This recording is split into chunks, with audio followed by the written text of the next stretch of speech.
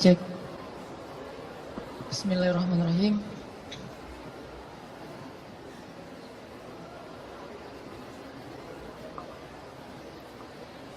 Assalamualaikum warahmatullahi wabarakatuh.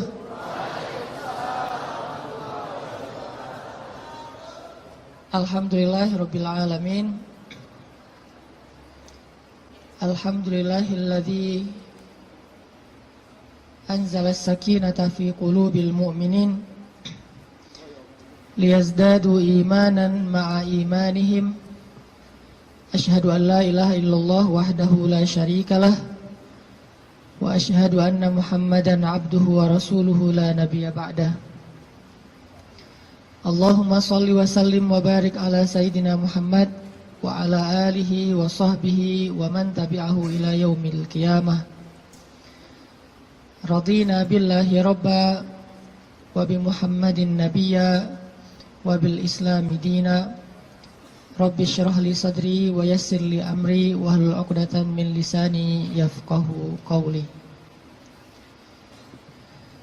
Sehat teman-teman semuanya?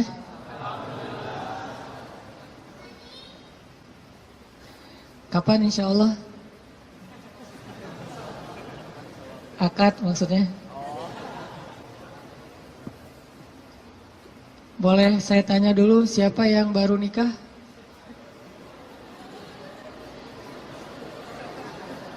Siapa yang baru mau nikah? Baru mau. Wah, banyak di belakang ternyata. Di depan gak ada yang mau. Siapa yang udah lama pengen nikah?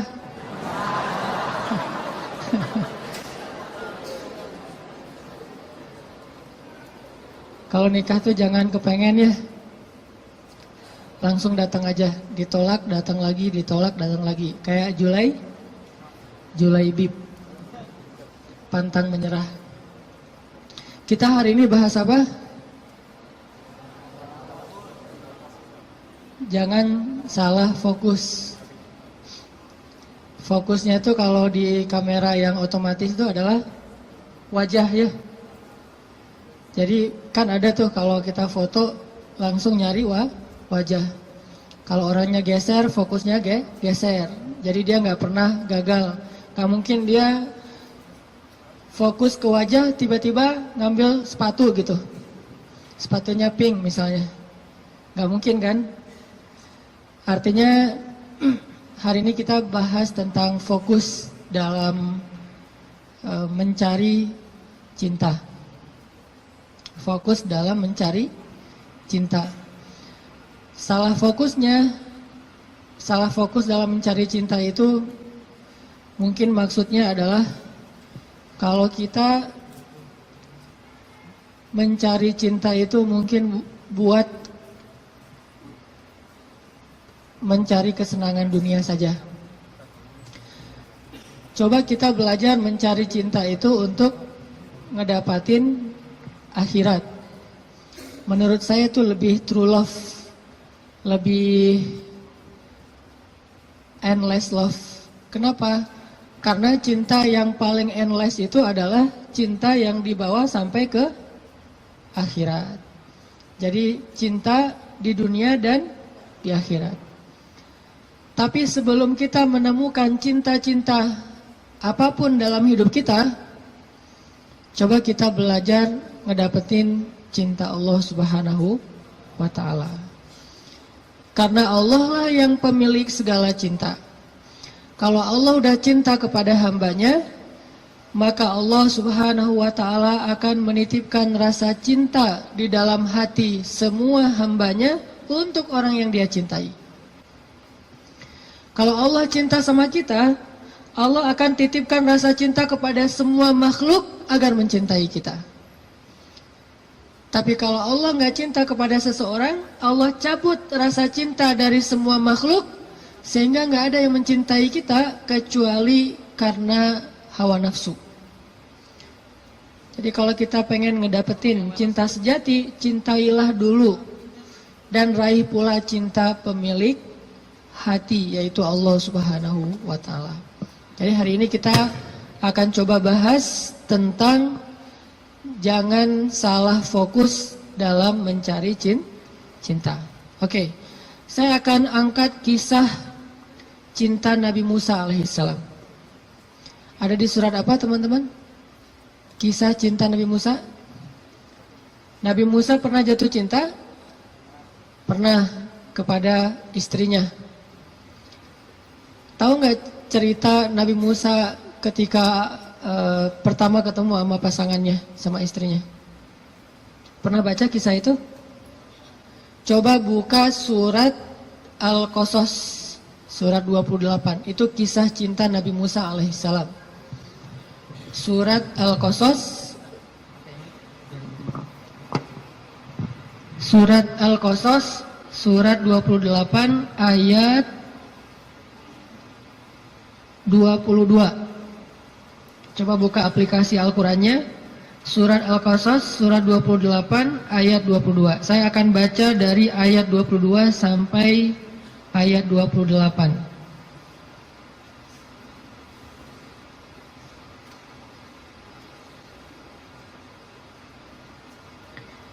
Surat Al-Qasas, ayat 22 sampai 28.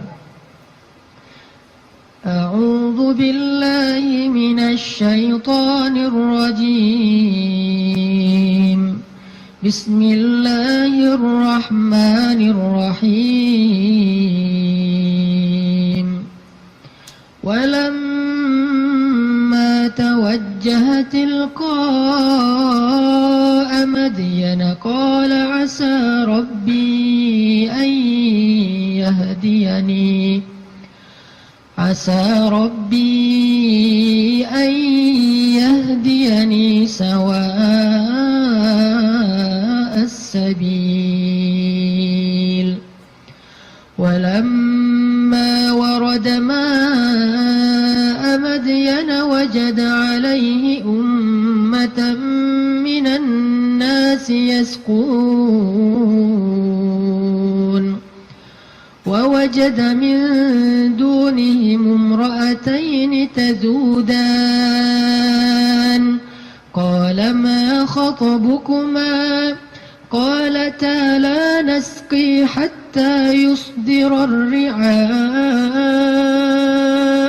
وأبونا شيخ كبير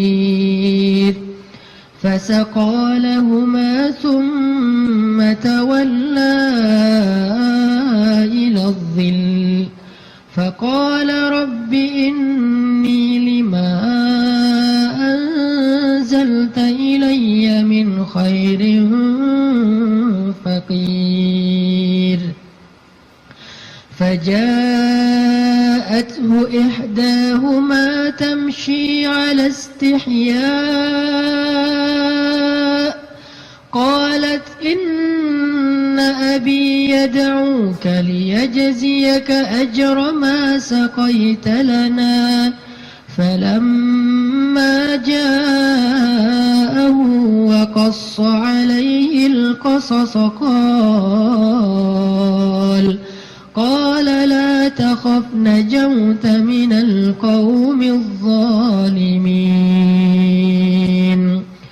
قالت إحداهما يا أبت استأجره إن خير من استأجرت القوي الأمين قال إني أريد أن أنكحك إحدى ابنتي هاتين على أن تأجرني 8 حجج فإن أتممت 10 فمن عندك وما أريد أن أشق عليك ستجدني إن شاء الله من الصالحين قال ذلك بيني وبينك أيما الأجلين قضيت فلا عدوان علي والله على ما نقول وكيل. Dan ketika Musa menghadap ke arah negeri Madian, ia berdoa, semoga Tuhanku membimbingku ke jalan yang benar. Lalu saat ia sampai di sebuah sumber air di negeri Madian itu, ia menjumpai di sana sekumpulan orang yang sedang memberi minum kepada ternaknya. Dan ia melihat di belakang orang banyak itu dua perempuan yang sedang menambat ternak mereka. Musa bertanya, "Apa yang kalian butuhkan?" Kedua perempuan itu menjawab, "Kami tidak dapat memberi minuman ternak kami sebelum penggembala-penggembala itu memulangkan ternak mereka, sedangkan ayah kami adalah orang tua yang sudah lanjut usianya." Lalu Musa menolong mereka dengan memberi minuman ternak itu. Kemudian dia kembali ke tempat teduh lalu berdoa, "Ya Tuhanku, sesungguhnya aku sangat membutuhkan suatu kebaikan yang turun darimu kepadaku." Tidak lama kemudian datanglah kepada Musa salah seorang dari dua perempuan tadi, berjalan dalam keadaan malu-malu. Ia berkata, "Sesungguhnya ayahku memanggil engkau agar ia memberikan hadiah terhadap kebaikanmu dengan memberi minuman ternak kami tadi." Maka tatkala Musa bertemu dengan ayah perempuan itu dan menceritakan kepadanya cerita tentang dirinya, laki-laki itu berkata, "Janganlah kamu khawatir, kamu telah selamat dari orang-orang yang zalim itu atau Fir'aun." Lalu salah seorang dari kedua perempuan itu berkata, "Wahai ayahku, ambillah ia sebagai pekerja kepada kita. Sesungguhnya orang yang paling baik yang engkau ambil sebagai pekerja adalah orang yang kuat lagi dapat dipercaya." Berkatalah laki-laki itu, "Sesungguhnya aku ingin menikahkan kamu dengan salah seorang dari putriku, dengan dasar bahwa kamu bekerja kepadaku selama 8 tahun. Dan jika kamu cukupkan 10 tahun, maka itu adalah satu kebaikan darimu. Maka aku tidak hendak memberati kamu, dan kamu insya Allah akan mendapatiku termasuk orang-orang yang baik." Musa berkata, "Baiklah, itulah perjanjian antara aku dengan engkau. Yang mana saja dari kedua waktu yang ditentukan itu aku sempurnakan, maka tidak ada tuntutan tambahan atas diriku lagi, dan Allah adalah saksi atas apa yang kita ucapkan." Shadaqallahul azim. Teman-teman yang dirahmati Allah Subhanahu wa taala, itulah kisah, salah satu penggalan kisah dari kisah Nabi Musa yang sangat panjang di dalam Al-Qur'an.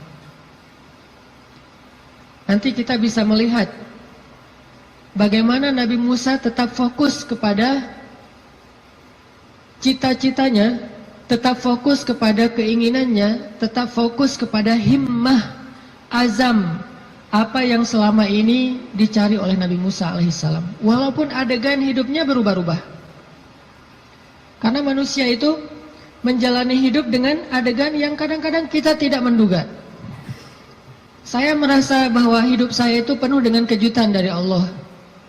Saya orang Aceh asli, anak dari orang tua yang mungkin bukan orang kaya, tapi tiba-tiba Allah mentakdirkan saya kuliah di Mesir. Lalu pulang dari Mesir saya tinggal di Bandung. Sampai hari ini banyak adegan dalam hidup kita itu, banyak hal yang kita nggak pernah menduga.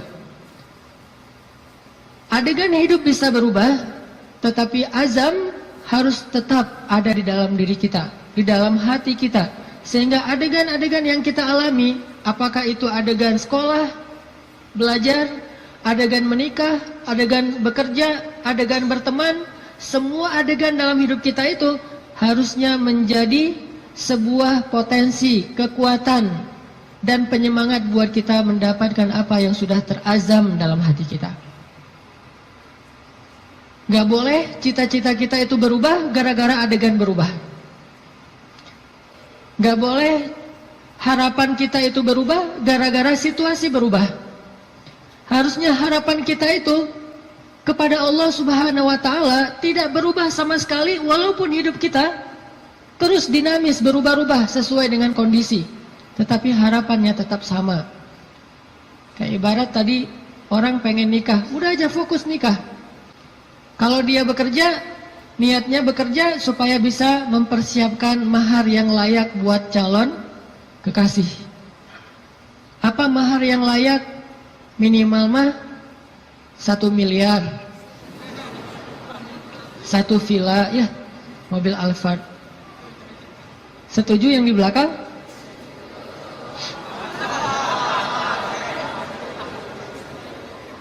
Kalau nggak sampai segitu pun minimal 1 motor, rumah kontrakan, sama pendapatan yang cukup untuk kita berdua.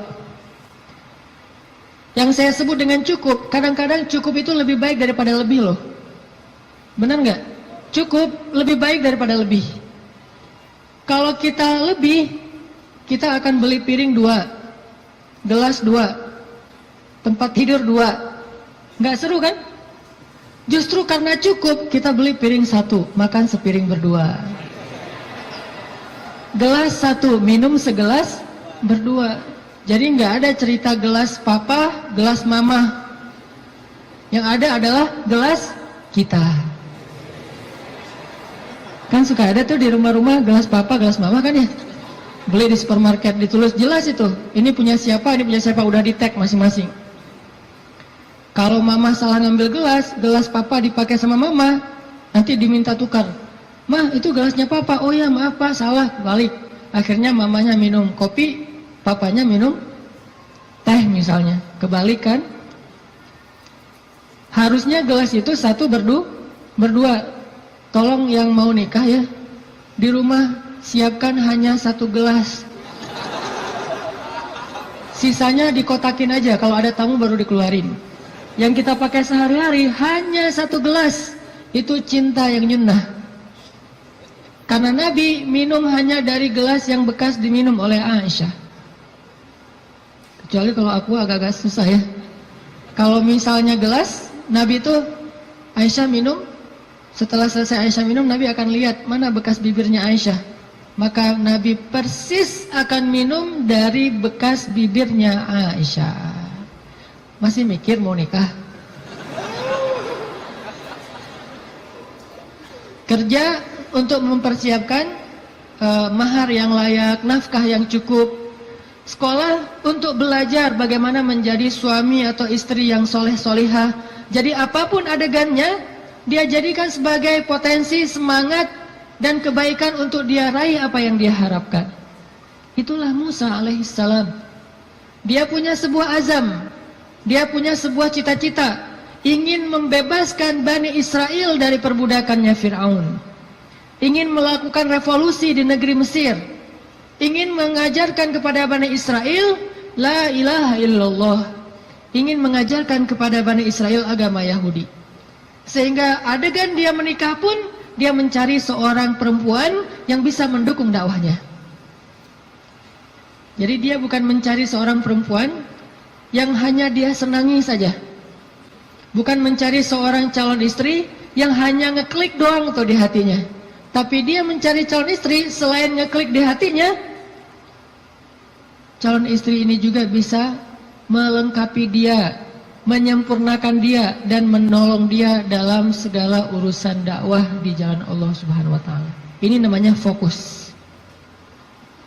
Jadi salah satu yang ditanya itu adalah, mungkin di antara CV yang perlu diketahui, siap nggak kalau ternyata suaminya ini aktivis dakwah?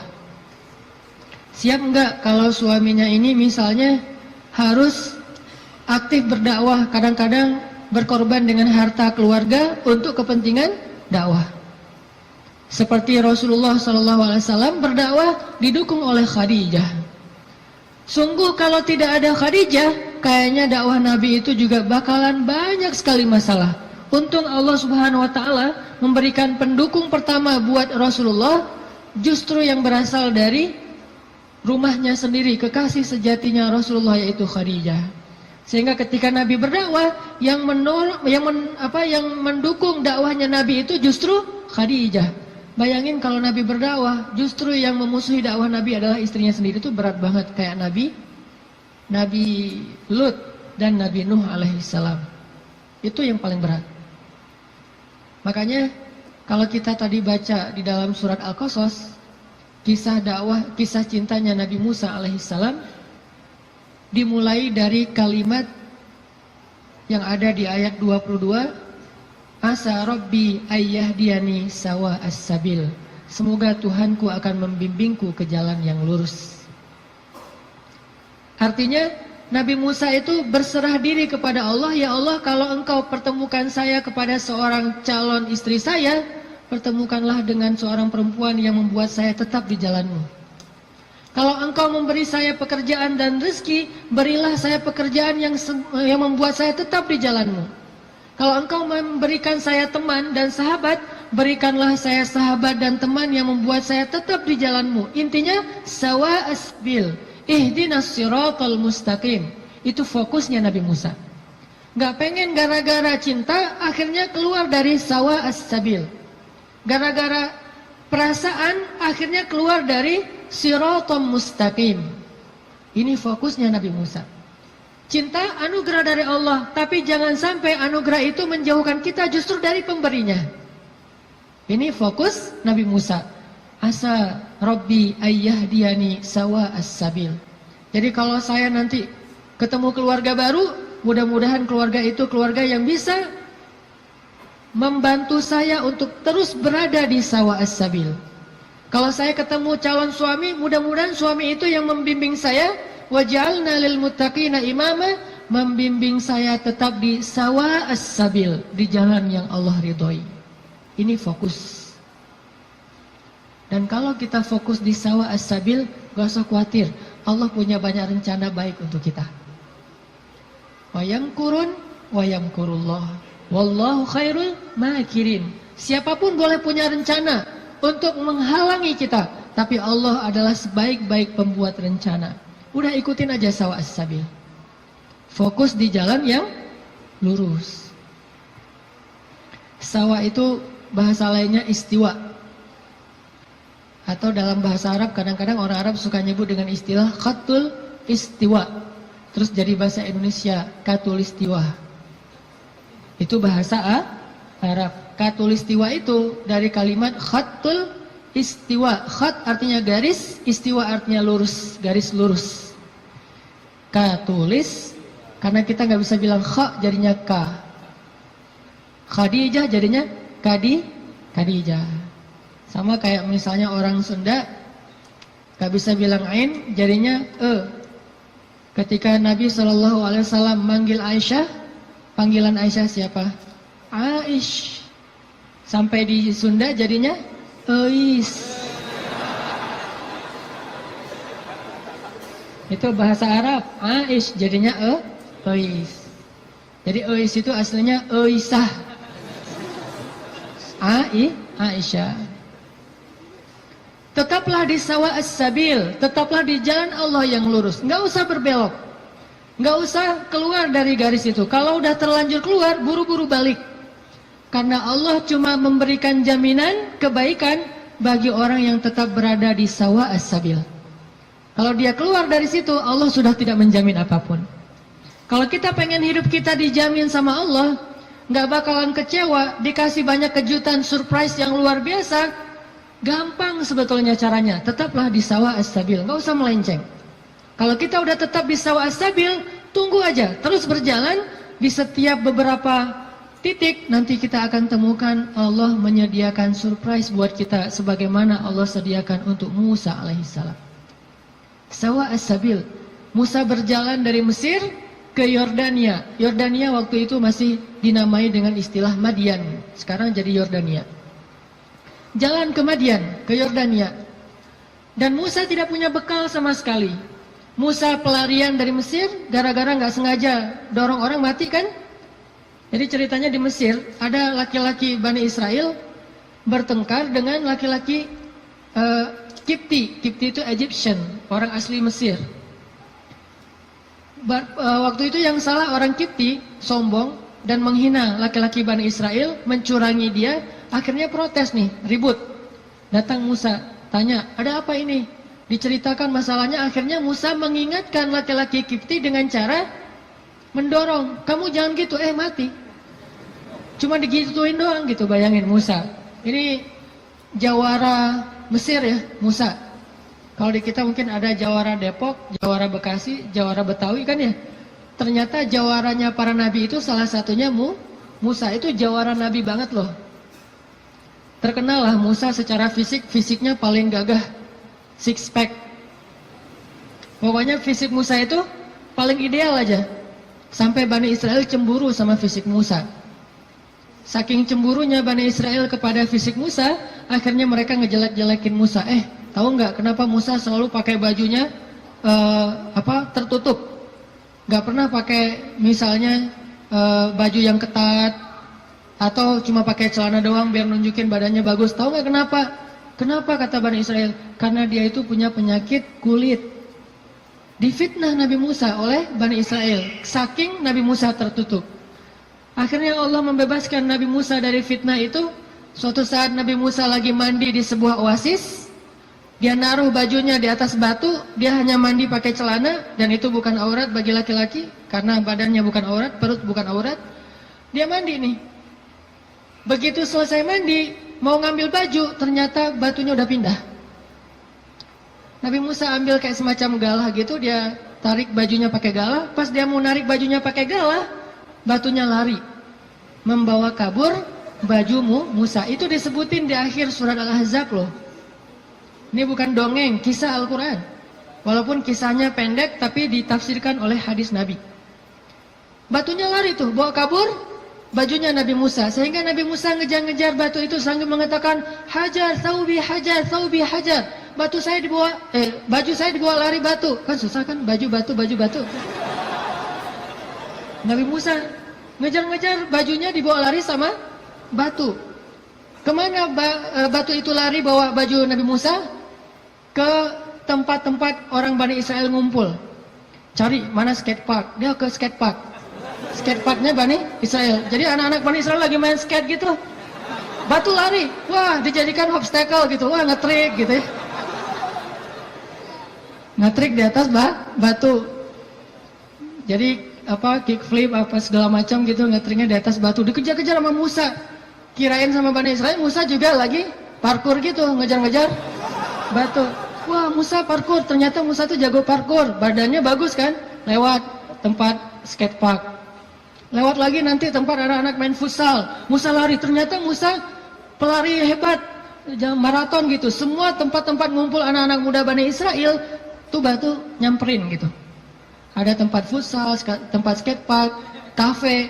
Ada orang Bani Israel lagi ngopi-ngopi gitu, lagi ngobrol nggak jelas gitu kan. Lewat batu, sep.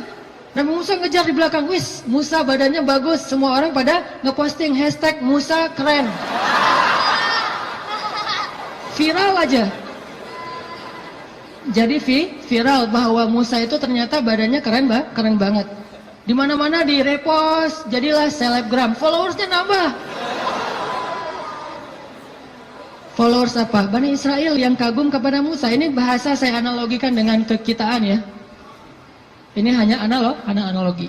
Udah gitu, batu itu ternyata berhenti di tengah pasar Bani Israel. Berhenti di tengah pasar. Udah lari jauh, akhirnya berhenti. Musa datang ngambil baju langsung dipakai karena malu. Walaupun bukan aurat, Musa itu menjaga diri. Gak mau mentang-mentang badannya bagus tunjukin ke cewek-cewek. Nanti cewek, selfie misalnya.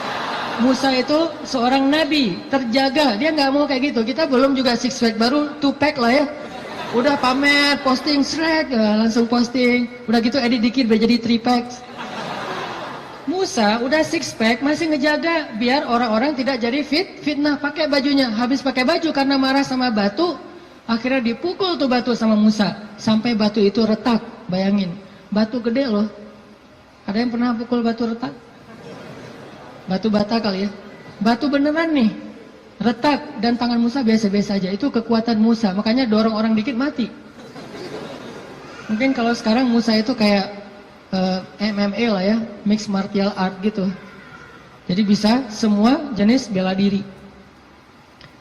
Nah artinya Musa alaihissalam lari dari Mesir gara-gara habis dorong orang, terus dia mati, nggak sengaja. Kata Musa, ini bukan salah saya, salah setan. Kan disebutin di ayatnya, masih di surat Al-Qasas atau di surat Toha. Ini bukan salah saya, salah setan. Bukan saya yang bunuh, setan yang bunuh dia. Jadi teman-teman, satu-satunya suuzon yang berpahala itu adalah suuzon sama setan. Itu berpahala banget. Satu-satunya husnuzon yang berdosa adalah husnuzon sama setan. Jangan salah-salahin setan, kasihan, masa dikambing hitamin? Enggak, setan memang harus disalahin. Jadi kalau ada apa-apa nih, gara-gara setan nih. Misalnya, aduh, auzubillahi minasyaitonirrajim gitu kan? Bahasa zikirnya gara-gara setan apa? Kalau bahasa sehari-hari, nih setan nih kerjaannya nih. Kalau bahasa zikirnya, auzubillahi minasyaitonirrajim. Enggak masalah. Jangan sembarangan nuduh setan buat jahat atau makar, buktikan dulu gitu kan ya. Enggak, setan memang boleh disuuzonin, satu-satunya makhluk yang boleh. Lari dari Mesir, enggak punya makanan, enggak punya bekal, enggak punya duit, pokoknya jalan dari Mesir ke Madian, jalan kaki itu enggak punya bekal apa-apa, bayangin. Sehingga Musa berhari-hari hanya minum air, enggak makan apapun. Air karena gratis, begitu hujan dia minum, ada genangan air kayak oasis gitu dia minum. Kalau makanan dia nggak mau. Kenapa? Karena setiap dia menemukan kebun kurma, dia tidak menemukan pemiliknya, sehingga dia tidak berani makan satu butir kurma pun yang bukan miliknya. Musa alaihissalam sawa as-sabil, tetap di jalan Allah, jangan melenceng, jangan bikin Allah kecewa. Jangan sampai kita ngelakuin sesuatu yang Allah itu nggak ridho. Makan, minum, ikhtiar, ta'aruf dan segala macam. Pokoknya sawa as-sabil. Kalau kita sawa as-sabil, nggak usah khawatir, Allah yang jamin. Musa lapar, nggak metik kurma sembarangan, tetap aja biarin lapar. Sampai di Madian, dalam keadaan lapar banget, hanya minum air putih selama beberapa hari, belum makan. Sampai di Madian, tiba-tiba Musa ngelihat di sebuah oasis yang rindang, ada sekelompok orang penggembala lagi ngasih minum ternak-ternak mereka, onta. Dan yang disebut dengan gembala di zaman para nabi, itu satu gembala bisa punya ratusan ekor onta loh. Jadi bayangin kalau ada 10 penggembala aja nih, berarti lebih dari 1000 ekor onta. Dan tahu nggak berapa banyak onta kalau minum? Onta itu kalau minum hampir seperti gajah. Dan dia minum bukan karena haus. Dia minum itu karena menabung air. Dia nampung air di punuknya. Sehingga kalau dia melakukan perjalanan panjang, dia nggak perlu minum dalam waktu seminggu pun nggak masalah. Karena dia akan mengambil air dari punuknya yang disimpan. Jadi ada penyimpanan air di belakangnya, kayak tangki air gitu. Kayak toren. Musa punya, onta itu punya toren yang disebut dengan punuk onta. Jadi kalau dia minum, bukan hanya karena haus. Aduh, haus banget minum. Udah, selesai pergi. Enggak, haus banget minum. Udah gitu, kok masih minum? Nampung dulu di toren. Ditaruh di toren. Bayangin satu ekor onta punya satu toren. Ada 1000. Berapa lama nunggu ngantrinya tuh? Dah, waktu itu Musa ngelihat di antrian paling belakang ada 2 cewek. Ceweknya solehah, malu-malu di belakang, megang onta. Onta mereka nggak terlalu banyak, mungkin sekitar 10 atau 15 gitu pegang. Tapi paling belakang nungguin sambil berdiri, culang-cilang gitu. Gimana nih, gitu-gitu kan bingung kan, cewek berdua di antara banyak cowok. Ini ciri-ciri calon istri ideal tuh gitu. Jadi kalau lihat cewek lagi culang-cilang, nah ini calon saya nih. Kemana Neng? Lagi nunggu angkot. Angkot kemana? Angkot ke Bandung. Ke Bandung mah nggak ada angkot dari Depok gitu. Naik kereta atau naik travel. Oh iya, saya nggak pernah ke Bandung. Ya udah saya temenin. Jangan gitu ya. Artinya ada ciri-ciri solehah, yaitu orangnya bingung karena malu, bukan bingung karena nggak paham ya, tapi bingung karena malu nih gimana nih, serba sering salah tingkahnya gara-gara malu. Kalau ada cowok-cowok, aduh gimana masuknya ya, cowok pada duduk semua di depan masjid, mau masuk ke masjid ada aja di teras banyak cowok, dia bingung. Itu calon istri ideal banget tuh. Jadi kalau ngelihat cewek kebingungan, berdoa pada Allah, ya Allah berikan saya seorang istri yang lagi kebingungan. Cari yang bingung-bingung gitu teh. Karena yang bingung itu pasti rasa malunya besar, kehormatannya luar biasa, menjaga diri. Kalau dia nggak menjaga diri mungkin nggak akan terlalu kebingungan. Dia akan walaupun nggak semua yang berani, yang cekatan itu berarti bukan orang soleha, bukan. Cuman salah satu cirinya itu adalah punya rasa istihya, malu-malu. Jadi kalau ngomong Assalamualaikum, Waalaikumsalam, ngomongnya membelakangi gitu ya. Itu salah satu ciri-cirinya. Pas ngeposting di Instagram, kita stalking gitu, kita kepoin Instagramnya, ternyata fotonya semuanya foto bunga-bunga, nggak ada foto orangnya. Ada kaktus, ada apa gitu, foto-foto bunga. Kalau ada foto orangnya pun foto KTP. Hitam putih pula, segini, kayak orang foto paspor ya.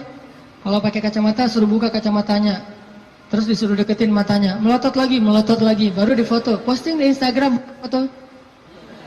Kalau gitu berarti beda lagi nih karakternya. Karakter yang istrinya Musa malu-malu di belakang, duduk aja berdua, nungguin. Akhirnya karena ngelihat ini perempuan kok ngantri berdua, Musa samperin. Datang Musa nanya, "Ma khatbukuma?" Segitu doang pertanyaannya, jadi jangan panjang-panjang. Jangan nanya nomor handphone, jangan nanya akun Instagramnya apa, jangan basa-basi segala macam, jangan tiba-tiba pura-pura salah nomor telepon yang nyasar. Nanya aja, "Ma khatbukuma?" Ada apa? Kenapa kayak gini? Kenapa di belakang? Kenapa? Bahasa sederhananya adalah kenapa kalian berdiri saja di sini? Ma khatbukuma? Apa masalah kalian? Kedua perempuan ini terus bilang, kami tuh pengen ngasih minum ternak kami, tapi nggak bisa, soalnya laki-laki itu banyak yang ngerumunin air, dan kami nggak enak kalau mau desak-desakan dengan mereka. Sedangkan ayah kami sudah tua, nggak bisa memberikan minuman ternak. Musa melihat perempuan ini butuh pertolongan, akhirnya Musa ngambil ternaknya. Nggak banyak ngomong. Emang ternaknya namanya siapa? Salah tanya lagi kan ya? Basa-basinya lebay, salah. Udah aja ambil ternaknya, kemudian dibawa oleh Musa, diberi minum. Bayangin Musa yang dalam keadaan capek banget, lapar, perjalanan jauh, masih sanggup memberi minum ternak. Dan dulu cara ngasih minum ternak, itu ngambil timba, timbanya tuh kayak ember, kalau di kita ember, kalau orang Arab nyebutnya timba. Dalwun itu ember besar, diambil nggak pakai tali, turun ke dalam sumur, sumurnya besar gitu, ngambil air, naik lagi ke atas, ngasih minum kepada onta, turun lagi ke bawah, naik lagi ke atas. Bayangin tuh, lumayan kan? Buat latihan otot. Musa turun, naik ke atas, bawa minuman untuk ternak. Ada 10 onta, bayangin, minimal 10 ember. Dalam keadaan lapar, lemes, perjalanan jauh, lelah, kurang tidur. Coba, kekuatan Musa. Dan itu langsung diketahui oleh cewek-cewek nanti, bilang dia itu orang yang kuat luar biasa. Kasih minuman ternak, udah selesai itu, dikasih lagi ke cewek-ceweknya, cewek-ceweknya pada pulang, jazakallah khair, wa iyyakum, pulang aja.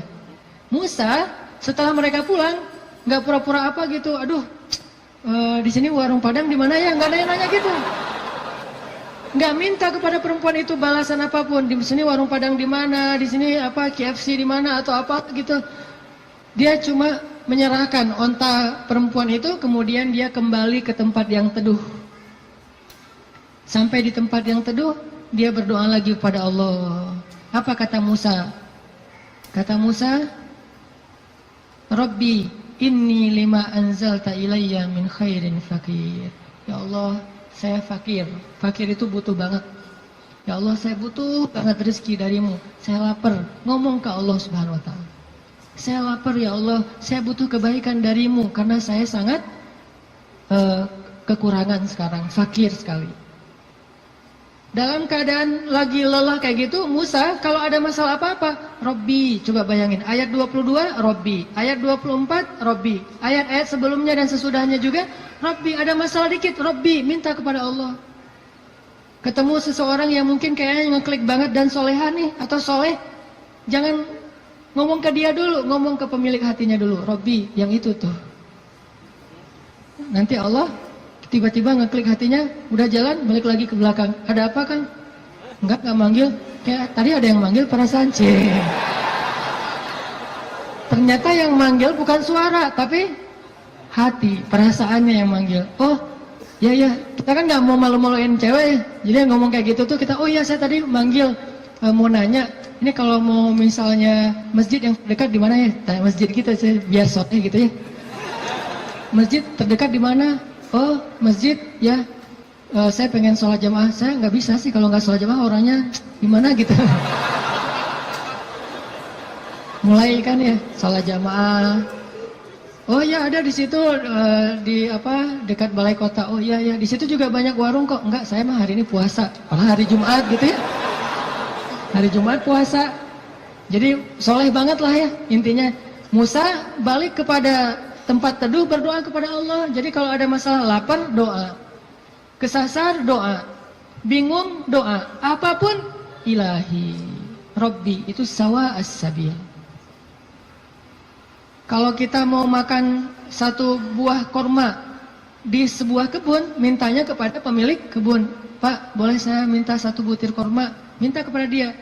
Tapi kalau kita lapar, minta kepada Allah. Allah itu pemilik alam semesta. Bukan cuma satu kebun kurma, tetapi langit dan bumi milik Allah. Minta kepada pemiliknya. Robbi. Baru setelah itu ikhtiar kepada makhluk. Awalnya ikhtiar ke langit, baru kemudian ikhtiar di bumi.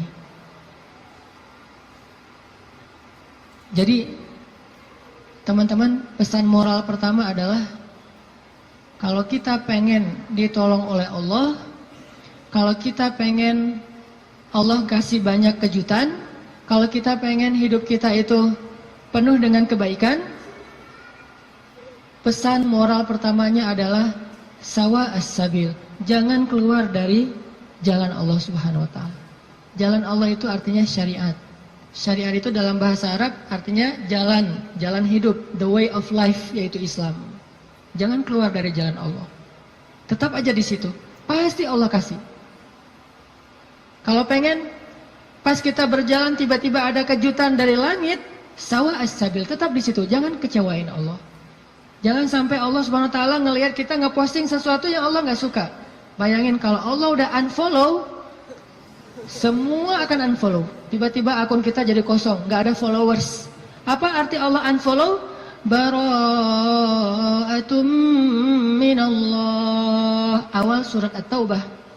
Allah berlepas tangan. Berlepas tangan bahasa sosmednya unfollow. Lebih parah lagi kalau Allah sudah ngeblok. Khatamallahu ala qulubihim. Udah unfollow, diblok pula. Jadi kita japri nggak masuk, contrengnya cuma satu, udah diblok. Kita telepon, dialihkan ke nomor yang lain. Kita DM nggak masuk juga, artinya kita diblok. Request nggak di respon. Artinya jangan sampai Allah ngelihat postingan kita yang keluar dari apa yang Allah izinkan, sehingga akhirnya Allah nanti unfollow kita, ngeblok kita, menjauh dari kita, berpaling dari kita. Siapa lagi yang bisa menolong kita setelah Allah? Ini pesan moral pertama tuh, tetap sawa as-sabil. Apapun masalah kita, dalam pekerjaan, gimana pun sulit, jangan sampai kita melanggar. Jangan sampai kita pakai jalan pintas. Jodoh juga gitu, gimana pun sulit, jangan pakai jalan pintas.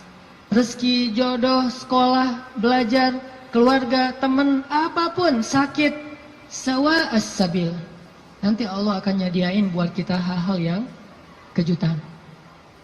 Pesan moral kedua, selama kita sawa as-sabil, terus minta sama Allah. Karena berdoa itu walaupun belum dikabulkan, tetap dia ibadah. Doa itu ibadah, teman-teman. Jadi kalau ada orang yang bilang, jangan banyak-banyak doa, malu sama Allah, mending kita beramal aja. Berarti dia nggak paham kalau doa itu dalam Islam sama seperti orang sholat sunnah 2 rakaat. Makin dia banyak berdoa, makin Allah sayang sama dia. Beda dengan manusia, kalau kita banyak minta, dia jadi kewalahan, jadi malas, sebel gitu. Minta aja nih orang. Kalau dengan manusia kita banyak minta, dia menjauh. Kalau Allah kita banyak minta, Allah mendekat. Allah senang kepada hamba yang meminta. Masalah sepele, garam kata Nabi. Mintalah kepada Allah walaupun cuma garam. Jadi lagi masak, duh gak ada garam. Ya Allah, garam. Minta sama Allah, udah gitu baru beli di warung. Minta dulu, kenapa minta kok beli di warung? Karena bisa jadi kalau kita hanya membeli garam di warung lalu kita masak, kita tidak dapat pahala doa. Sedangkan kalau kita berdoa dulu baru beli garam, kita dapat garam plus pahala doa dan Allah kasih keberkahan di dalam garam itu. Siapa tahu pas lagi datang ke warung beli garam, yang nungguin warung si Neng. Bukan emaknya ya. Mau beli garam, oh kenapa masa kurang garam ya? Tadi minta sama Allah, ya udah nih gratis aja deh gitu. Bisa. Atau bisa juga, udah besok-besok gak usah masak sendiri, biar saya masakin. Kode keras ya. Tapi gak mungkin juga kayak gitu. Artinya teman-teman, minta sama Allah. Ada masalah dikit, ya Allah. Coba, ini benar-benar jadi kayak habit kita ya. Ya Allah itu jadi habit. Ya Allah, ya Allah. Dikit-dikit, ya Allah. Dikit-dikit, ya Allah. Dan Allah tuh senang banget digituin. Gak repot sama sekali. Walaupun Allah itu sibuk, tapi Allah nggak repot. Kulla yawmin huwa fi sya'n, fabi'ayyi ala'i rabbikuma tukadziban. Setiap hari Allah itu sibuk. Arti sibuk, sibuk memberikan apa yang diminta oleh hamba-hambanya. Sibuk mengurus hambanya. Emang Allah senang kok ngurus kita. Jadi kalau kita minta ke Allah itu Allah kayak ada apa hambaku senang gitu. Bayangin. Walaupun gak tepat, tapi Allah lebih senang. Walaupun analogi ini gak tepat, tapi kurang lebih bisa kita bayangin. Allah itu lebih senang kepada hambanya yang meminta kepadanya daripada seorang pelayan di sebuah restoran, di sebuah kafe yang ketika kita minta sesuatu dia tersenyum, dia ada apa Pak, langsung nyatet, langsung dikirim ordernya. Allah lebih senang dari itu. Dan salah satu di antara Nabi yang paling suka berdoa kepada Allah itu siapa teman-teman? Nabi Ibrahim. Allah menyebutkan Ibrahim itu Inna Ibrahim la'awwahun halim. Awwahun. Awwah itu bukan awah ya. Awah itu beda ya. Kalau awah justru enggak. Kalau awah mau. Awwahun artinya da'a, suka berdoa. Ibrahim itu ada masalah dikit, ya Rabbi, doa. Makanya Allah banyak ngasih kejutan buat Ibrahim. Dengan istri pertamanya Sarah, dengan istri keduanya Hajar, dengan anak pertamanya Ismail, dengan anak keduanya Ishak, dengan cucunya Yakub, dengan cicitnya Yusuf. Banyak Allah kasih kejutan buat Ibrahim. Kenapa? Karena Ibrahim sawa as-sabil dan da'a, selalu berada di jalan Allah dan selalu minta sama Allah. Allah itu cemburu kalau kita minta kepada makhluk duluan sebelum Allah. Cemburu kalau kita nyebut nama makhluk duluan sebelum Allah. Cemburu kalau kita berterima kasih kepada makhluk duluan sebelum bersyukur kepada Allah. Allah itu cemburu. Dan Allah layak untuk cemburu. Sehingga kalau kita minta ke Allah duluan, Allah senang banget. Ya Allah, saya lagi kayak gini, sebutin. Baru ikhtiar. Jadi sehari-hari itu jadikan habit kita itu da'a, dikit-dikit Rabbi, Ilahi, Ya Allah, Ya Tuhanku, gitu. Sehingga Musa pas lagi perjalanan dari Mesir ke Madian, Rabbi, asa ayyahdiyani sawa as-sabil, beri saya jalan yang lurus. Pas sampai di Madian, Rabbi, ini bima anzaltani min khairin faqir. Ya Allah, saya butuh sekali rezeki, saya udah lapar, udah berhari-hari gak makan. Tiba-tiba datanglah kejutan yang ditunggu-tunggu Musa. Salah satu dari dua cewek tadi yang ngasih minuman ternak, datang lagi nih. Datangnya gimana? Disebut di ayat 25. Faja'athu ihdahuma tamshi 'ala istihya. Datanglah salah satu dari dua perempuan itu berjalan dalam keadaan malu-malu. Tadi itu. Sampai dalam Islam ada kode. Kalau cewek ditanya pendapatnya setuju apa enggak dilamar oleh seorang perempuan, maka jawaban iyanya seorang perempuan itu adalah diam. Sedangkan laki-laki kalau diam berarti enggak. Kalau perempuan kalau diam berarti ya. Kalau dia, oh berarti itu ya, husnuzon aja. Jadi kalau nanya, Neng gimana mau sama saya? Dia belum sempat mikir, oh berarti mau ya. Kan diam tadi teh. Jadi diam seorang perempuan kata Nabi adalah ridho. Diamnya adalah ridho. Karena kalau dia tidak ridho, dia mungkin akan merespon dengan bahasa-bahasa yang baik. Atau bahasanya bukan diam, pasrah. Saya ikut aja gimana emak sama abah gitu. Ini berarti ridho. Bukan berarti dia, kamu kok gitu sih sama aku, kamu nggak sayang, nggak cinta dan segala macam gitu. Dia mah nggak akan ngomong kayak gitu. Dia diam atau dia bilang ya udah ikut aja, berarti dia ridho. Itu sifat perempuan yang sebenarnya. Pada dirinya itu ada malu. Dan malu, by the way teman-teman, pada diri perempuan adalah mahkota. Makin besar rasa malunya, makin tinggi nilainya. Makin besar rasa malunya, makin besar mahkota yang dia pakai. Jadilah dia seorang putri. Makin besar, jadilah dia seorang ratu. Mahkotanya perempuan yang solihah adalah istihya, punya sifat malu-malu, nggak pakai in. Malu-malu aja, malu-malu, kemana-mana malu, malu-malu. Itu mahkotanya perempuan. Walaupun bukan berarti ketika yang ada perempuan nggak malu dia berani gitu, nggak punya mahkota, bukan. Ini hanya salah satunya. Dan tetap itu kebaikan. Kalau dia nggak terlalu besar dominan dengan sifat malu, mungkin dia dominan dengan sifat yang lain. Tapi yang jelas sifat malu ini kebaikan. Kata Nabi, kalau tidak punya malu, maka seseorang akan lakukan apa yang dia suka. Berarti malu itu sebagian dari kehormatan. Malu itu sebagian dari harga diri.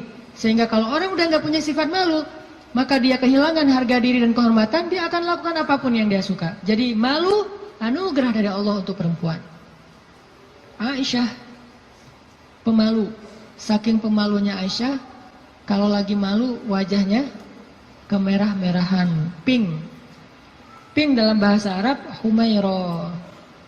Pink itu humairo. Aisyah itu kalau lagi malu pink wajahnya. Sehingga kalau Nabi melihat wajah Aisyah pink, humairo, Nabi senang melihat Aisyah, oh Aisyah lagi malu, Aisyah lagi senang, Aisyah lagi tersipu-sipu, sehingga wajahnya menjadi pink. Aisyah itu seorang perempuan yang sangat pemalu, sama dengan Maryam, sama dengan Khadijah, sama dengan Fatimah, perempuan yang sangat pemalu. Coba teman-teman renungkan kisah gimana pemalunya Aisyah. Pernah ketika Rasulullah SAW sudah wafat, kan Rasulullah itu dimakamkan di dalam rumah Aisyah. Soalnya SOP para nabi, mereka dimakamkan di tempat mereka wafat, nggak boleh dipindahkan. Itu udah jadi SOP-nya para nabi itu. Jadi kalau meninggalnya di sini, ya udah di sini dimakamin, nggak boleh ke pemakaman khusus tempat lain atau pemakaman umum, nggak boleh. Jadi karena Rasulullah wafatnya di atas pangkuan Aisyah di kamarnya, maka kamar itu jadi tempat Rasulullah dimakamkan, makam di situ, dibuat kayak ruangan. Setiap hari Aisyah duduk di situ, dia buka hijabnya, dia duduk di makam Nabi sambil mungkin dia di situ ngobrol, mungkin dia berzikir, bukan sengaja zikir di dalam makam ya, tetapi dia kangen sama Nabi, duduk di sebelah Nabi, seolah-olah dia pengen mengenang waktu dulu sering zikir berdua sama Nabi sambil Nabi tidur di atas pangkuan Aisyah zikir. Bayangin. Kalau kita zikir jomblo itu duduk,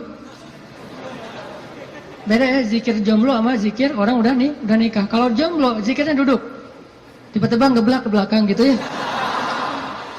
Kalau udah nikah, zikirnya nggak perlu ngeblak ke belakang, zikirnya sambil berbaring di atas pangkuan kekasihnya. Atau kadang-kadang zikirnya sambil bersandar, jadi punggung dengan punggung, satu menghadap ke utara, satu menghadap ke selatan. Sama-sama memberikan punggungnya jadi kayak kursi gitu, bersandar kepada kekasihnya, zikir. Nanti pas sudah beberapa menit lihat, wah kamu 1000, saya baru 200, ngapain aja kamu kok 200, ngaweleng gitu ya, mikirin kamu, jadi zikirnya 200. Berarti yang zikirnya 1000, kamu mikirin apa? Saya ingat Allah. Lah kamu kenapa 200? Saya ingat kamu. Romantis dalam zikir. Artinya Aisyah tuh teringat masa-masa zikir dengan Rasul, sholat sunnah bareng dengan Rasul. Kan saya sering cerita tuh, Rasulullah kalau malam tahajud, beliau sholat tahajud sendiri dulu, nggak ngebangunin Aisyah. Kenapa? Karena tahajud Nabi itu di atas standar manusia biasa. Kalau ngebangunin Aisyah, kasihan, nggak akan kuat Aisyah. Ini sayangnya Nabi kepada Aisyah, sampai dalam bab ibadah aja diringankan, selama tidak melanggar syariat. Nabi nggak mau ngeberatin Aisyah sholat tahajud bareng dengan Nabi. Aisyah, tahajud yuk. Hayu, kata Aisyah. 1 rakaat Al-Baqarah, Ali Imran, An-Nisa, Al-Maidah, Al-An'am. Siapa yang kuat? Nggak usah Aisyah, Abdullah ibnu Mas'ud aja pernah jadi makmum dadakan di belakang Nabi, itu hampir batal sholatnya. Wah, Nabi lagi sholat tahajud, nggak makmumin udah aja makmumin. Nabi baca Alif Lam Mim, Dzalikal Kitabul La Raiba Fi. Abdullah masih antang-antang aja. Lama-lama kok udah setengah juz ya perasaannya. 1 juz, 2 juz, sampai selesai Al-Baqarah. Mulai ini Abdullah curiga nih, Masuk lagi Alif Lam Mim, Ali Imran. Masuk lagi Ya Ayuhan Nas, An-Nisa. Masuk lagi Al-Maidah. Masuk Al-An'am, 7 juz 1 rakaat. 7 juz 1 rakaat. Kita 1 rakaat 7 surat. An-Nas, Al-Falaq, Al-Ikhlas. Dari ujung aja pokoknya 7 surat. Ini 7 juz 1 rakaat. Atau kadang-kadang kita 7 rakaat 1 surat, yaitu Al-Ikhlas terus. Asal sholat pasti Al-Ikhlas. Walaupun kalau dia membaca Al-Ikhlas itu karena cinta kepada surat itu, dia akan masuk surga dengan surah Al-Ikhlas. Masalahnya kita benar nggak sih cinta ke Al-Ikhlas? Kan kita suka pakai hadis sahabat itu ya. Ada sahabat kalau ngeimamin pasti bacanya Al-Ikhlas tuh kan. Sahabat aja bacanya Al-Ikhlas mulu. Sampai dilaporin ke Nabi, ya Rasulullah, dia tuh kalau ngimamin kurang variatif, Kurang variatif gimana? Ayatnya monoton, Al-Ikhlas saja nggak ganti-ganti. Dipanggil sama Nabi, kenapa kamu bacanya kok Al-Ikhlas saja nggak yang lain? Ya Rasulullah, saya cinta dengan surat itu. Karena di surat itu disebutin sifat-sifat Allah. Nabi tersenyum mengatakan, kamu masuk surga karena apa yang kamu cintai. Pertanyaannya, kita gitu atau ada modus lain? Al-Ikhlas itu nggak perlu mikir dan cepat kan? Jadi bukan karena cinta banget dengan Al-Ikhlas. Ini harus jujur nih. Nabi sholat tahajud. Udah selesai tahajud, baru ngebangunin Aisyah pas witir. Jadi Aisyah itu diajak sholatnya pas witir. Aisyah, witir yuk. Kan Aisyah manja-manja gitu kan ya. Susah bangunnya, akhirnya dipercikin air di wajahnya sama Nabi. Kan saya sering bilang, percikan air ke wajah calon kita. Kalau belum ada latihan pakai guling dulu. Guling di latihan. Biar pas mercikinnya itu enak gitu. Kalau ini ada lebih rezeki sedikit, beli nano spray. Kan enak tuh malam-malam nano sprayan. Jadi masuk ke pori-pori langsung segar gitu. Nah, artinya Rasulullah memercikan air ke wajah Aisyah. Ayo Aisyah tahajud. Akhirnya witir bareng. Setelah selesai witir, kan Nabi itu kalau sholat tahajud itu ini ada tutorial tahajud ala Rasulullah ya. Kan tahajud bebas sebetulnya, tapi Rasulullah juga punya style sendiri tahajudnya. Sahabat-sahabat masing-masing punya style. Ada tahajud di atas atap. Siapa itu? Bilal. Bilal kalau tahajud pasti di atas atap rumah. Umar kalau tahajud pasti depan rumah. Bukan di dalam rumah, di depan. Dia keluar dari rumahnya, tahajud di depan rumah. Bacanya kenceng-kenceng. Bismillahirrahmanirrahim. Satu Madinah bangun gara-gara suara Umar. Kalau Abu Bakar tahajudnya di musolanya sendiri, khusyuk sendiri, nggak mau ketahuan orang. Ini gayanya beda-beda. Gue dengan gaya gue gitu ya. Umar di depan rumah, Bilal di atas atap, Abu Bakar sendiri di dalam mihrab. Rasulullah juga punya style. Style tahajud Nabi gimana? Beliau tidur, tahajud, witir, tidur, subuh. Jadi sebelum subuh beliau tidur dulu. Cuman tidur yang keduanya Nabi bersandar biasanya. Kalau nggak bersandar di tiang, di dinding, bersandar kepada Aisyah. Itu tahajud ala Rasulullah. Nggak mungkin kita ngikutin sunnah ini kalau belum banyak sunnah yang kita nggak bisa ngikutin kalau belum nikah, teman-teman.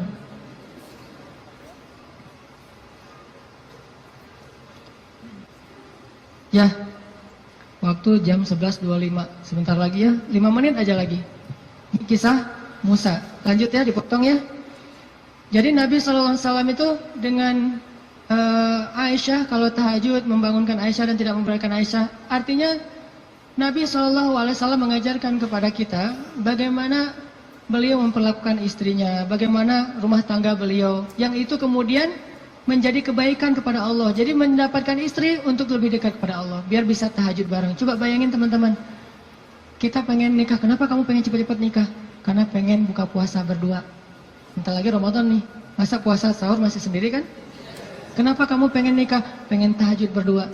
Kenapa kamu pengen nikah? Pengen ngaji berdua, store hafalan. Suaminya hafal surat Al-Ikhlas, store gitu ke istrinya. Kan baru hijrah, Al-Ikhlas dulu kan? Al-Fatihah, Al-Ikhlas. Nanti istrinya store. Store-nya apa? Surah Al-Isra. Ternyata istrinya hafizah. Ya, suaminya baru hijrah. Jadi Al-Ikhlas versus Al-Isra. Beda banget kan? Al-Ikhlas juga masih banyak salah. Kulawahan gak lewat-lewat gitu. Atau kuliah ayyuhal kafirun gak khatam-khatam, muter. Kan la abudu ma ta'budun terus aja di situ kan? Ini karena belajar, baru belajar. Istrinya udah Al-Isra, Maryam, Toha, Qasas segala macam. Kenapa pengen nikah? Karena pengen bareng mendekat kepada Allah SWT. Itu yang di Musa cari. Akhirnya perempuan itu datang menemui Musa, sebagaimana Aisyah sangat pemalu. Tadi nggak tuntas ceritanya, next time insyaallah. Datanglah perempuan itu kepada Musa bilang, ayahku pengen ngundang kamu dinner di rumah. Itu bahasa kita mah, di dinner atau lunch lah di rumah, makan siang gitu. Kayaknya sih dinner, udah sore soalnya. Makan malam di rumah. Oh iya, jalan nih. Tahu gimana cara jalannya? Musa di depan, cewek itu di belakang. Nggak dibalik, cewek di depan, Musa di belakang. Nggak. Etika jalan laki-laki perempuan yang belum muhrim, perempuan di belakang, laki-laki di depan. Supaya apa? Supaya tidak melihat bagaimana cara jalannya. Terus kan Musa nggak tahu rumahnya kemana, gampang, tinggal di Sherlock aja.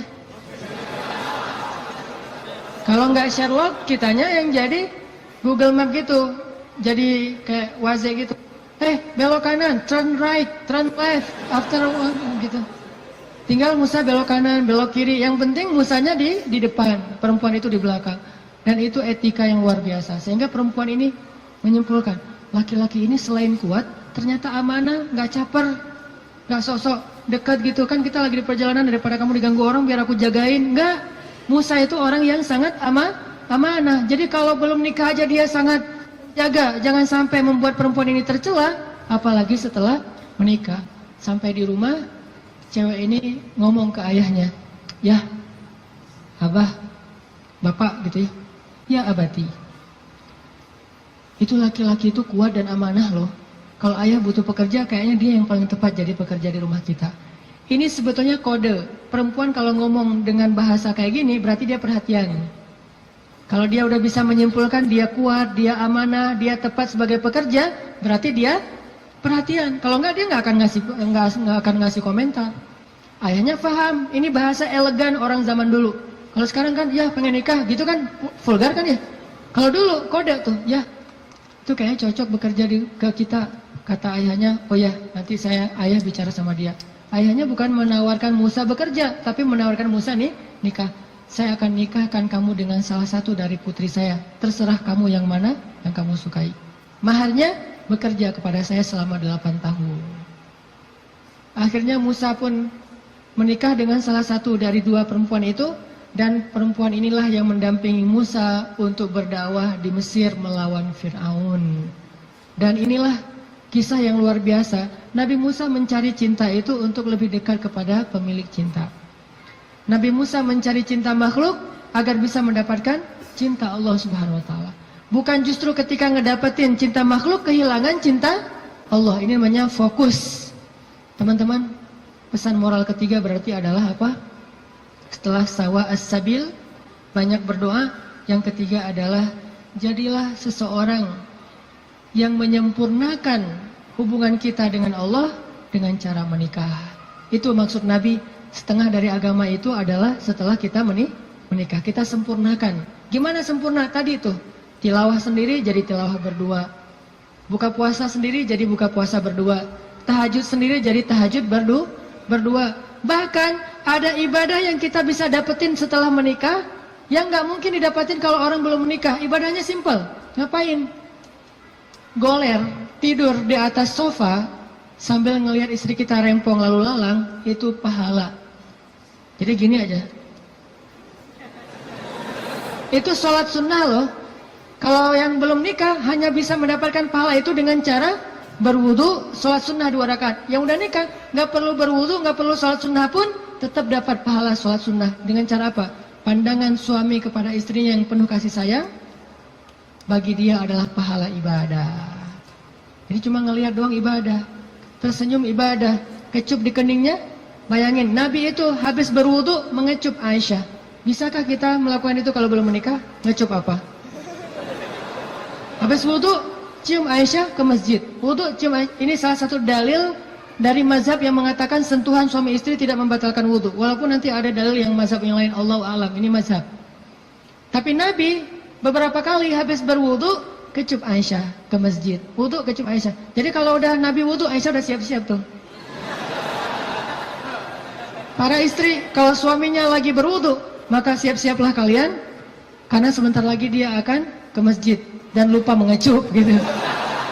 Biasanya kalau habis wudu Nabi itu ngecup istrinya, dikecup di keningnya atau di pipinya ke masjid, kecup kening pipi ke masjid.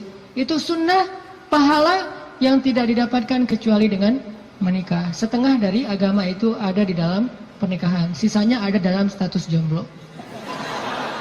Setengah-setengah lah ya. Jadi kalau mau utuh, pernah mengalami masa jomblo yang berat gitu, derita jomblo kifarat dosa kan ya.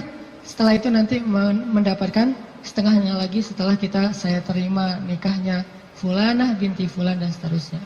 Itu teman-teman, maaf nggak tuntas cerita musanya. Insya Allah nanti dilanjutkan di kesempatan yang lain, bisa lewat streaming mungkin atau dalam kesempatan-kesempatan yang lainnya. Barakallah. Assalamualaikum warahmatullahi wabarakatuh. Ya teman-teman, kita tutup dengan doa bersama-sama. A'udzu billahi minasy syaithanir rajim. Bismillahirrahmanirrahim. Alhamdulillahi rabbil alamin. Hamdan yuwafi ni'amahu wa yukafi'u mazidah. Ya Rabbana lakal hamdu kama yanbaghi li jalali wajhikal karim wa 'azimi sultanik. Allahumma salli wa sallim wa barik ala sayyidina Muhammad wa ala alihi wa sahbihi ajma'in. Allahumma ighfir lana dhunubana.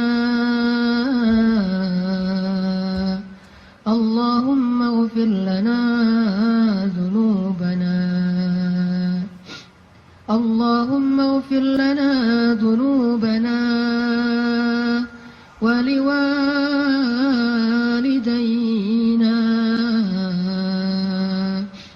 wa liwalidayna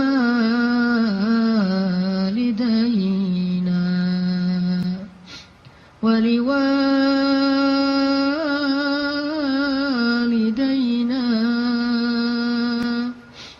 wa liwalidayna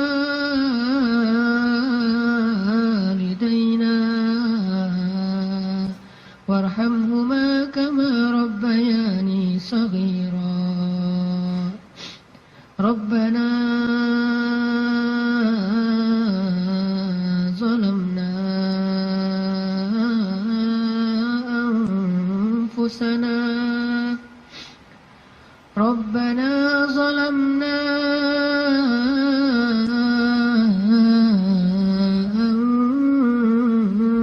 anfusana. Rabbana zalamna anfusana wa illam taghfir lana wa tarhamna lanakunanna minal khasirin.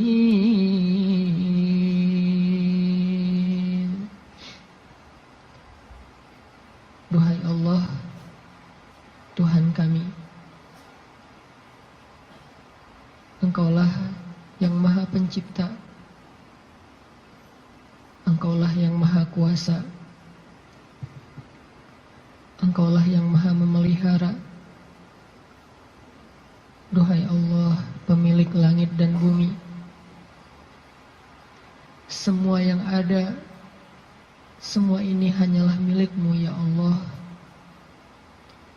Engkau yang maha kaya, sedangkan kami fakir di hadapan-Mu ya Allah. Engkaulah yang maha kuasa, sedangkan kami tidak berdaya di hadapan-Mu ya Allah. Engkau yang maha tinggi, Engkau yang maha mulia, sedangkan kami rendah dan hina di hadapan-Mu ya Allah. Engkau maha baik, sedang kami banyak dosa ya Allah. Engkau yang maha mencukupkan segala kebutuhan, sedangkan kami kurang tanpa-Mu dan butuh Engkau ya Allah. Engkau yang maha indah, Engkau yang maha terpuji, Engkau yang maha bijaksana, Engkau yang maha tahu, sedangkan kami bodoh, tidak tahu apapun ya Allah. Ilahana, ajarkan kami iman, beri kami hidayah ya Allah. Jika Engkau memberikan kepada kami dunia dan seisinya, tetapi Engkau tidak memberikan iman, sungguh kami menjadi orang yang rugi.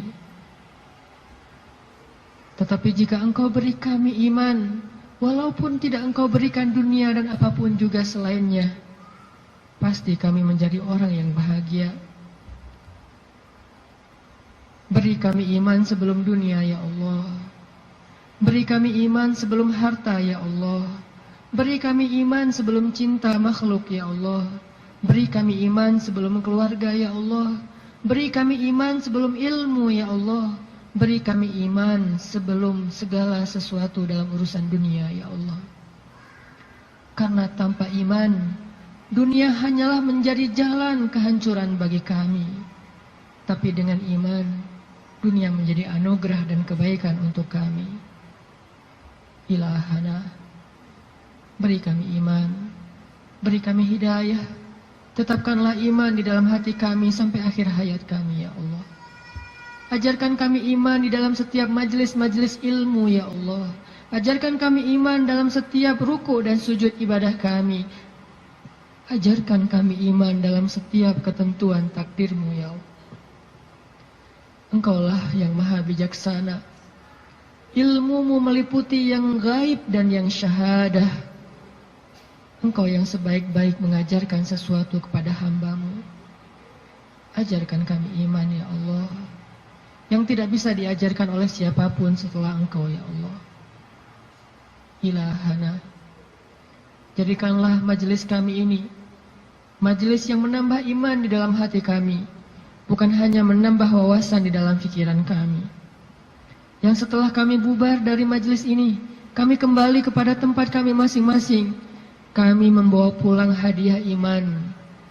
Iman bertambah setiap hari ya Allah. Ilahana, ampuni dosa kami ya Allah. Dosa-dosa di masa lalu kami ya Allah. Ampuni dosa kedua orang tua kami ya Allah. Ampuni dosa kami ya Allah. Kalau dulu kami sering meninggalkan sholat kepada-Mu ya Allah. Ampuni dosa kami ya Allah. Kalau dulu kami banyak berbuat maksiat, dosa besar kepada-Mu ya Allah. Ampuni dosa kami ya Allah. Kalau kami dulu durhaka kepada orang tua kami ya Allah. Ampuni dosa kami. Janganlah Engkau biarkan kami kembali kepada-Mu dengan membawa dosa-dosa besar ya Allah. Beri kami husnul khatimah, di mana ketika kami kembali kepada-Mu, kami datang dengan amal ibadah dan Engkau ridho kepada kami. Ampuni dosa kedua orang tua kami ya Allah. Sayangi ayah bunda kami ya Allah. Sayangi mereka seperti sayangnya mereka kepada kami, bahkan lebih dari itu ya Allah. Jika keduanya telah wafat, lapangkan kuburnya ya Allah. Jadikanlah kubur mereka taman-taman surga.